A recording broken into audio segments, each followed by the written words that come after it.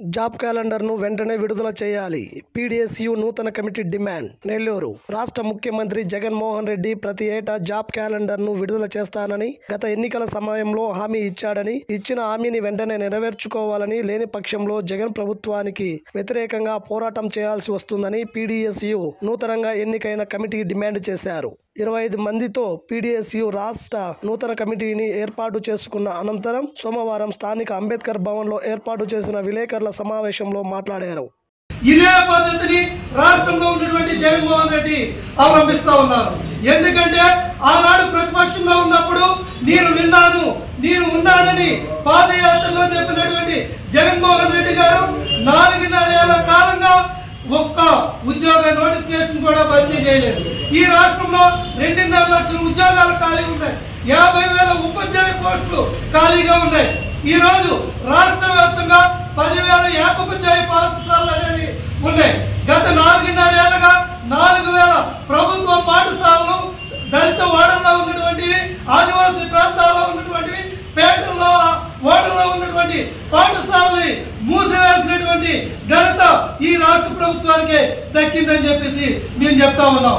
ఈ 3 రోజులుగా నెల్లూరు నగరంలో నిర్వహించుకున్నటువంటి పీడీఎస్యూ రాష్ట్ర మహాసభలు విద్యారంగంలో వస్తున్నటువంటి మార్పులకి, విద్యారంగ సంస్థలతో పాటు నిరుద్యోగ సంస్థ పట్ల భవిష్యత్తులో ఆందోళన కార్యక్రమాలు నిర్వహిస్తామని, డిసెంబర్ 22న జాబ్ క్యాలెండర్ విడుదల చేయాలని రాష్ట్ర వ్యాప్తంగా అన్ని జిల్లాల్లో ఆందోళన కార్యక్రమాలు నిర్వహిస్తామని, అదేవిధంగా ఎటువంటి షరతులు లేకుండా విద్యా దీవెన, వస్తు దీవెన, అమ్మఒడిని విడుదల చేయాలని, పెండింగ్ లో ఉన్నటువంటి అన్ని రకాల ఫీజుల్ని వెంటనే విడుదల చేయాలని డిసెంబర్ 29న రాష్ట్ర వ్యాప్త ఆందోళనకు పీడీఎస్యూ రాష్ట్ర కార్యవర్గం పిలుపునిచ్చింది.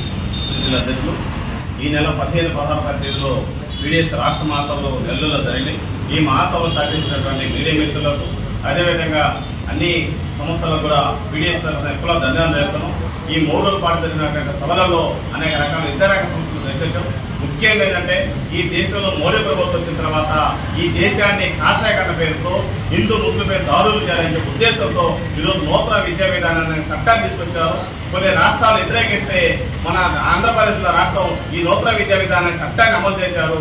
ఆ చట్టంలో మొత్తం కూడా 7వ క్లాస్ దాకా విద్యార్థి చదవకూడదు, మొత్తం కాషాయకరణతో దండలు వేసుకోవాలని చెప్పి ఈరోజు ప్రభుత్వాలు చెప్తాయి. మేము చెప్పేది ఏంటంటే ప్రతి పేద విద్యార్థికి చదువు హక్కు కల్పించాలి. ఈ రోజు దేశంలో, రాష్ట్రంలో చదువుకున్న విద్యార్థి ఈ రోజు మనకు అనేక రకాల ఉద్యోగాలు చదువుతున్నాయి. ఈ రోజు మనం చూసినాం, మన జరిగిన ఎన్నికల్లో చదువుకున్న ఒక విద్యార్థికి ఉద్యోగం ఇవ్వకపోగా ఒక బర్రెలెక్క అని చెప్పి మన పేరు పెట్టి చెప్తున్నాం. అంటే విద్యార్థులు చదువుకుంటే బర్రెలెక్కని, గొర్రెలెక్కని అని చెప్పి పేర్లు పెట్టి ఈరోజు వాడుకోవడం తప్ప ఆ వాళ్ళకి ఉద్యోగాలు ఇవ్వాల్సిన ఆలోచన ఈ ప్రభుత్వం లేదు. అందువల్ల ప్రతి చదువుకున్న విద్యార్థికి హక్కు ఇవ్వాలి. అదేవిధంగా ఈరోజు విద్య, వైద్యాన్ని అంగట్లో సరుకులాగా ఈరోజు మనం కొంటున్నాం. అందువల్ల వెంటనే ఈరోజు వాళ్ళకి 0 ఇవ్వడం కాదు, ఈరోజు అందుకు మొత్తం కాదు, ఈరోజు మొత్తం డిఎస్ఏ ప్రకటించి ఖాళీగా ఉన్న టీచర్ పోస్టులు భర్తించాలి. అదేవిధంగా ఈరోజు రాష్ట్రంలో 14 రూపాయలతో ఈరోజు విద్యార్థులు భోజనం చేస్తున్నాం. ఈరోజు ఒక్కరోజు టిఫిన్ తినాలంటే వేల ఖర్చులు అవుతున్నాయి.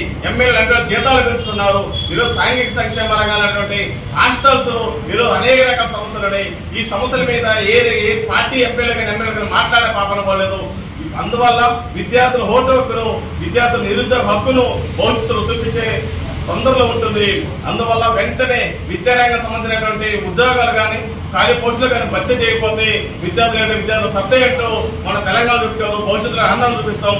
వెంటనే ఖాళీ ఉన్న టీచర్లు భర్తీ చేయాలి. విద్యారంగం సంబంధించినటువంటి జీవోలు వదిలే ఫీజు దాదాపు 17-18 గవర్నమెంట్ వాళ్ళు ఫీజు రియంబర్స్మెంట్ ఇప్పుడు విధులు లేక కొన్ని కాలేజీలు సర్టిఫికెట్లు పెట్టుకుని అనేక రకాల సమస్యలు ఉన్నాయి. ఏ ఒక్క ఎమ్మెల్యేలు, ఎంపీలు కానీ దాన్ని ఏం మాట్లాడలేదు. వెంటనే ఈ విద్యారంగ పరిస్థితులు పోతే పీడీఎస్ భవిష్యత్తులో మరిన్ని పోరాటాలు చేస్తారని చెప్పి మేము హెచ్చరిస్తాం.